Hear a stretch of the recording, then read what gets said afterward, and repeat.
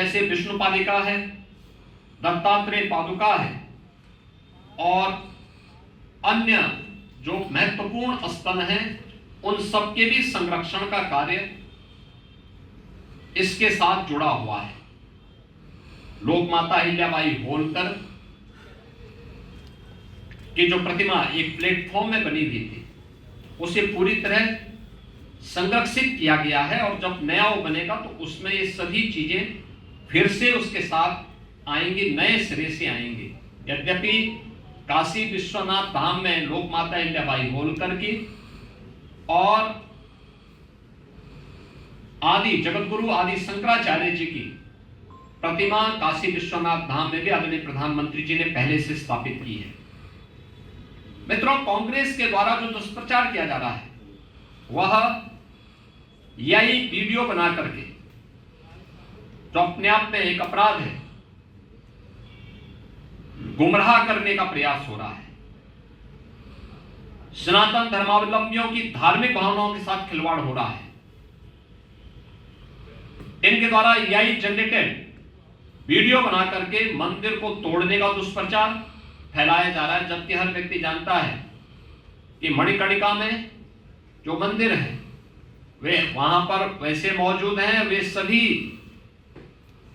इस प्रोजेक्ट के संरक्षण के पार्ट बनेंगे, क्योंकि घाट इसके बाद बनने हैं,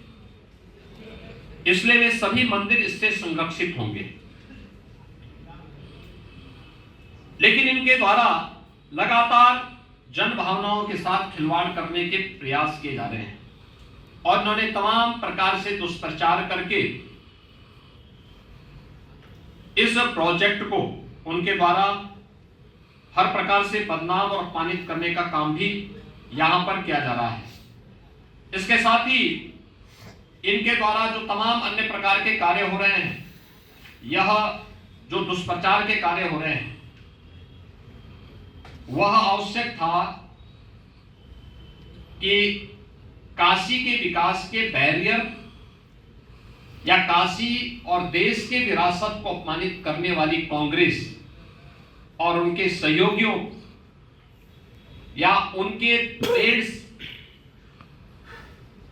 जो भी इस प्रकार के लोग हैं, वे सभी इस बात को ध्यान में रखें कि यह उनके द्वारा जन भावनाओं के साथ खिलवाड़ करने का पाप हो रहा है और इस बात को कतई स्वीकार नहीं किया जा सकता है। विरासत का सम्मान कैसे होता है, यह हमें कांग्रेस से पूछने की आवश्यकता नहीं है। मणिकर्णिका घाट में आज भी आप जाएंगे, कोई देखेगा या वहां पर जो भी अंतिम संस्कार की कार्रवाई होती है किन स्थितियों में होती है, हर व्यक्ति देख सकता है, जान सकता है। यानी कोई अपने प्रियजन को अंतिम विदाई भी सम्मानजनक ढंग से न दे सके। हमारे 16 संस्कारों में, सनातन धर्म के 16 संस्कारों का एक महत्वपूर्ण संस्कार है अंतिम विदाई सम्मानजनक ढंग से मिले, स्वच्छ वातावरण में मिले। और जब उसके लिए एक कार्यक्रम का शुभारंभ होता है, वह भी सरकारी पैसे से नहीं, CSR के धन से, आदरणीय प्रधानमंत्री जी की प्रेरणा से, काशी के साथ साथ पूर्वी उत्तर प्रदेश और बिहार के लोगों को जो सनातन धर्म का एक महत्वपूर्ण संस्कार है, उस अंतिम संस्कार के कार्यक्रम को भी सम्मानजनक ढंग से किसी प्रियजन को उपलब्ध करवाने के लिए, उस प्रकार के इंफ्रास्ट्रक्चर को विकसित करने के लिए प्रेरित किया जाता है, कार्य आगे बढ़ता है। इनके द्वारा फिर वही प्रलाप प्रारंभ हो गया, बदनाम करने की साजिश वही प्रारंभ हुई है। यानी वर्तमान में जो चीजें वहां पर चल रही हैं, ये सभी चीजें वहां पर आप सबसे किसी से छुपी भी नहीं है। यहाँ पे आपको मैं इसके बारे में अवश्य बताना चाहूंगा कि सरकार इस बात को लेकर के एक तो पूरी तरह प्रतिबद्ध है कि इन घाटों में जहां भी अंतिम संस्कार के कार्यक्रम होते हैं, जो भी धार्मिक संस्कार हैं, उन धार्मिक संस्कारों में बिना किसी हस्तक्षेप के ये सभी कार्यक्रम सकुशल संपन्न हो सके, सरकार उसको फैसिलिटेट करने के लिए उन संस्थाओं को सहयोग कर रही है जो इसमें सनातन धर्म के इस महत्वपूर्ण संस्कार को वहां पे संपन्न करने के लिए योगदान देंगे और इसके लिए उनकी अनुष्ठान की पवित्रता को, उसकी निरंतरता को और उसकी गरिमा को बनाए रखने के लिए सरकार पूरी तरह प्रतिबद्ध है और उसके लिए कार्य प्रारंभ हुआ है। और इसी दिशा मणिकर्णिका घाट में भी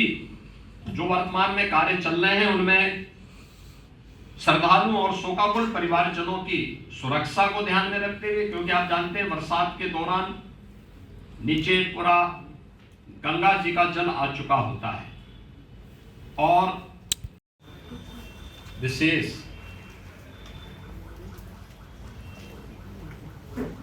प्रेस वार्ता में मैं आप सबका स्वागत करता हूं।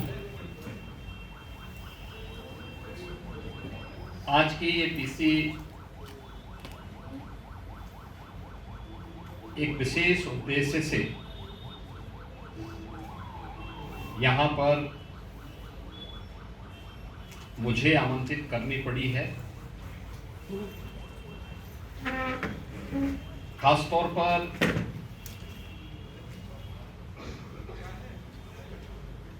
जिन लोगों ने भारत की विरासत को बदनाम करने, विकास की परियोजनाओं में बैरियर बनने की फिरौती ले रखी है, उनके द्वारा भारत की आध्यात्मिक और सांस्कृतिक राजधानी के रूप में विख्यात अविनाशी काशी को बदनाम करने के लिए यहाँ पर पिछले 11 वर्ष के अंदर हुए समग्र विकास की परियोजना को बाधित करने के लिए जो साजिशें रची जा रही हैं और जिस प्रकार का दुष्प्रचार किया जा रहा है, इसके बारे में सही तथ्य जनता जनार्दन के सामने आ सके आप सबके माध्यम से, इसलिए मुझे आज यहाँ पर आना पड़ा है।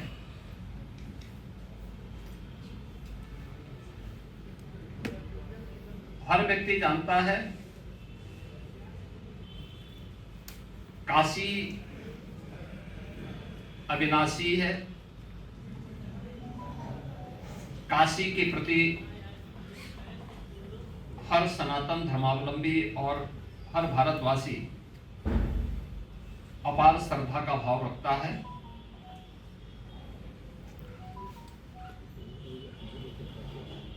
लेकिन स्वतंत्र भारत में काशी को जो सम्मान मिलना चाहिए था, काशी का जो विकास होना चाहिए था, उस समग्र विकास के कार्यक्रम को वह महत्व नहीं मिला जो आजादी के तत्काल बाद प्राप्त होना चाहिए था। पिछले 11 साढ़े 11 वर्ष के अंदर काशी एक बार फिर से अपनी आध्यात्मिक और सांस्कृतिक विरासत का संरक्षण करते हुए उनका संवर्धन भी कर रहा है और भौतिक विकास के कार्यों के माध्यम से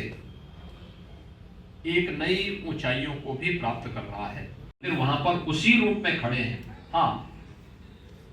पहले जीर्ण शीर्ण हालत में थे, आज उसको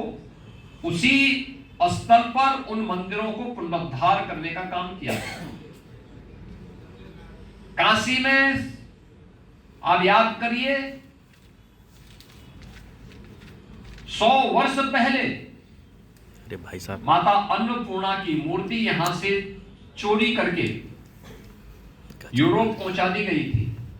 प्रधानमंत्री जी के प्रयास से वो मूर्ति वापस काशी में वापस आई है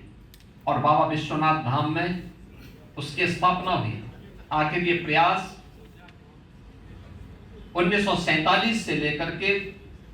लगातार कांग्रेस की सरकारें 14 तक कमोवेश ज्यादा समय थी, क्यों नहीं उन्होंने इस दौरान ये प्रयास किए? क्योंकि उन्हें भारत की विरासत के प्रति सम्मान का भाव नहीं था। वैसे ही सम्मान का भाव नहीं था, वैसे ही उनको इन सब कार्यों से एक प्रकार से इस विरासत के प्रति सम्मान से उन्हें परहेज था। तुष्टीकरण की राह के माध्यम से भारत की आस्था को अपमानित करने वाली कांग्रेस कभी भी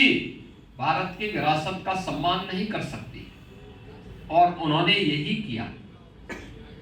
वे लगातार अपमानित करते थे। उन्होंने कोई प्रयास नहीं किया माता अन्नपूर्णा की मूर्ति को वापस लाने का, कभी नहीं प्रयास किया।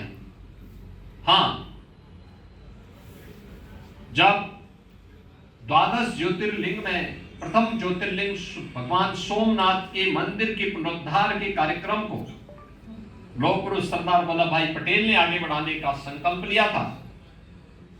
तत्कालीन कांग्रेस प्रमुख के रूप में, देश के प्रधानमंत्री के रूप में पंडित जवाहरलाल नेहरू ने इसका विरोध किया था। उन्होंने देश के राष्ट्रपति को भी इस समारोह में, प्राण प्रतिष्ठा समारोह में जाने से रोकने के लिए पत्र लिखा था। यानी भारत के विरासत का अपमान कांग्रेस कर रही है, ये उसका उदाहरण है। कांग्रेस ने हमेशा यह कार्य किया, क्योंकि उच्चतम न्यायालय में कांग्रेस नेतृत्व की यूपीए की गवर्नमेंट ने सुप्रीम कोर्ट में तक एफिडेविट दाखिल किया था। उन्होंने राम की विरासत के प्रति, कृष्ण की विरासत के प्रति किस प्रकार की टिप्पणी और किस प्रकार के एफिडेविट सुप्रीम कोर्ट में दाखिल किए थे, यह भी किसी से छुपा हुआ नहीं है।